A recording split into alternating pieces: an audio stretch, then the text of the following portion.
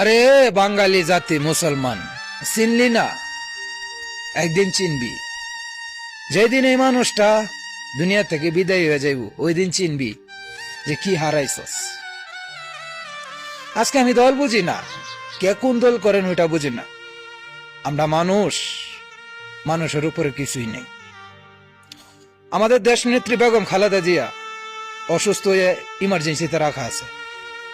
আজকে দলের চিন্তা করেন না ভাই, এই মানুষটার জন্য একটু দোয়া করেন ভাই, আল্লাহ যেন সুস্থ করে দে ভাই। এই মানুষটা দেশের লাগে কি না করছে ভাই, এই মানুষটার লাগে দোয়া করেন ভাই।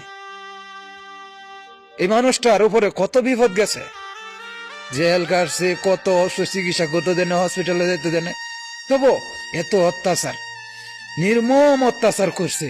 তারপর কি আপনাদের মায়া সে দেশ ছাড়া কখনো যায়নি। এই দেশের মানুষগুলা তার সন্তানের মতো, এই দেশের মানুষগুলা তার আপন।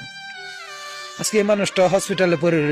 আল্লাহ তোমার নামে না রহমান আর রহিম আছে আল্লাহ, এই রহমান আর রহিমের খাতিরে আমাদের দেশ নেত্রী বেগম খালেদা জিয়ারে আল্লাহ তুমি সুস্থ করে দেও আল্লাহ।